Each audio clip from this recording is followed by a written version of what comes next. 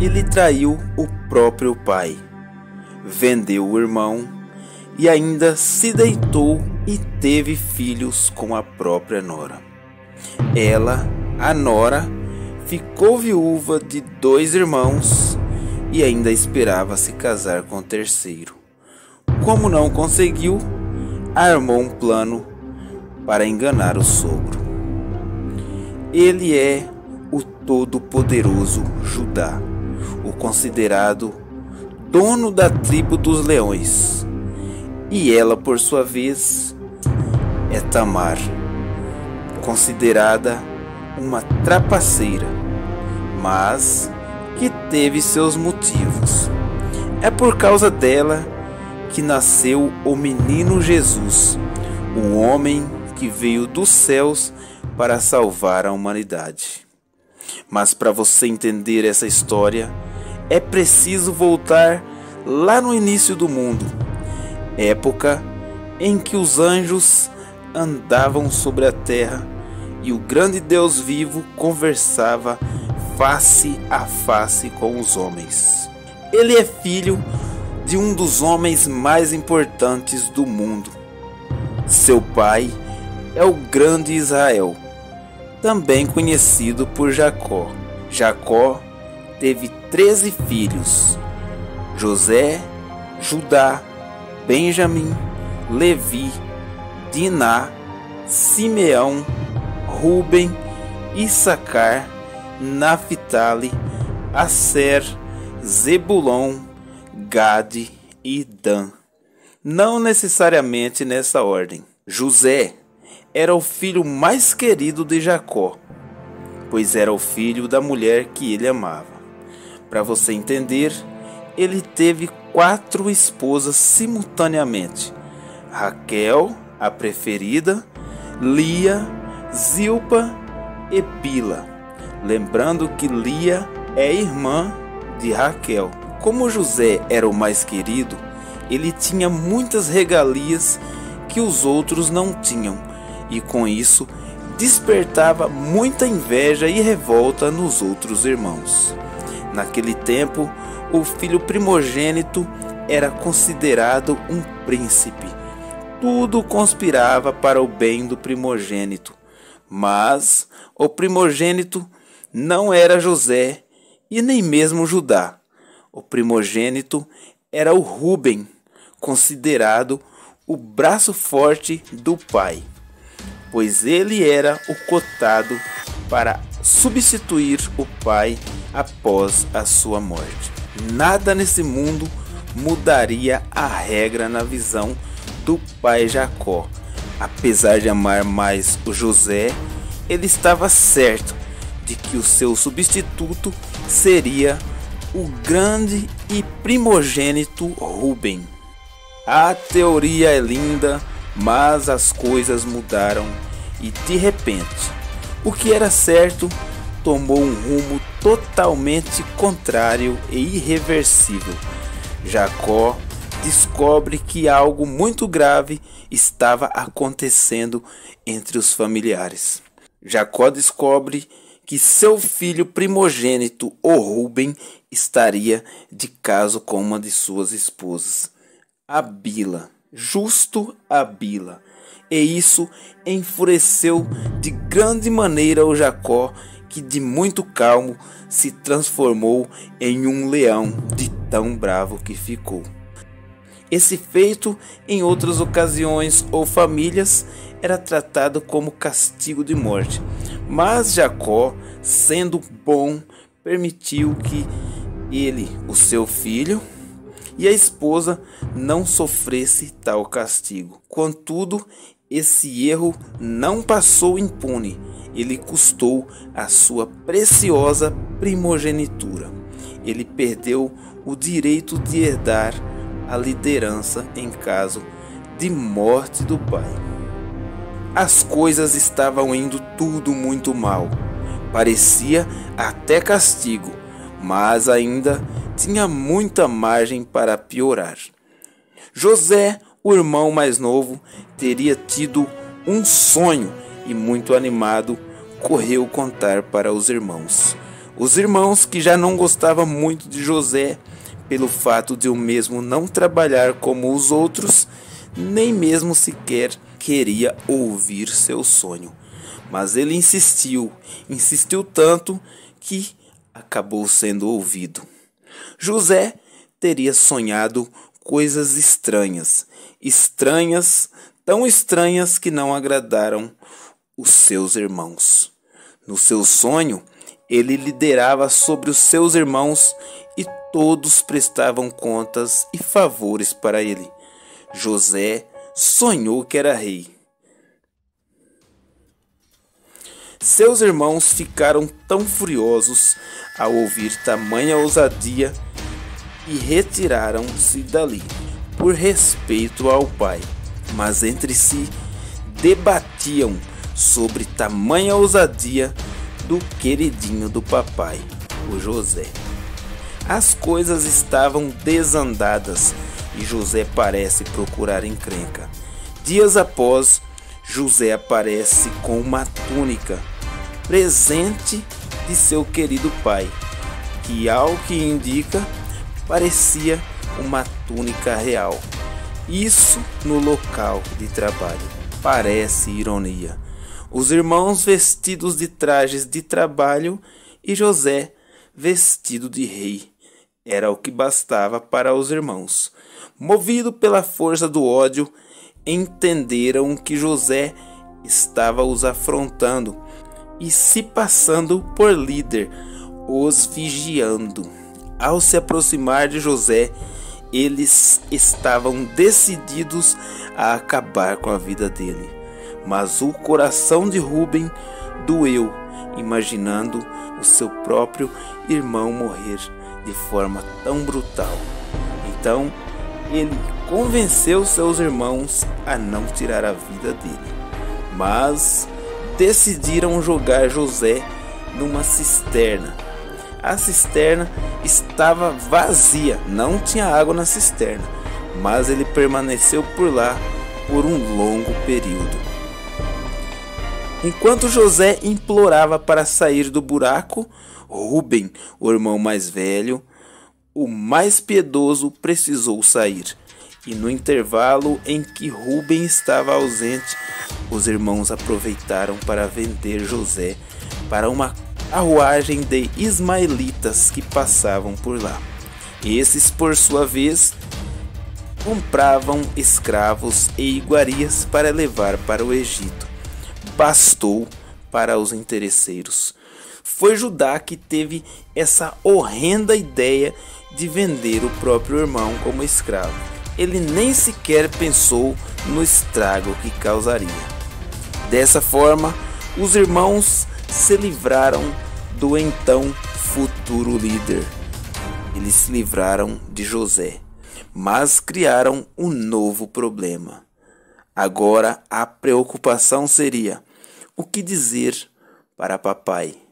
Como eles eram muitos, muitas ideias surgiram, porém a ideia que seria levada para Jacó era que José teria sido devorado por um animal selvagem. E isso foi comprovado, pois eles mataram uma ovelha, sujou a túnica de José de sangue e levaram para o pai, confirmando a veracidade da teoria contada.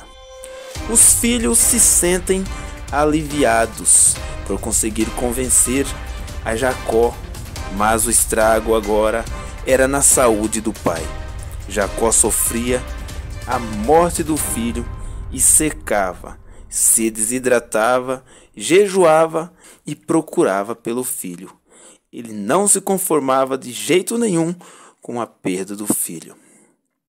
Os irmãos entre si se divergem entre falar a verdade ou não para salvar a saúde do pai, mas a gravidade do crime poderia não haver perdão. Então, a mentira prevalecia como verdade. Ao ver o sofrimento do pai e não poder fazer nada, nem mesmo falar a verdade, Judá decide sair das terras do pai.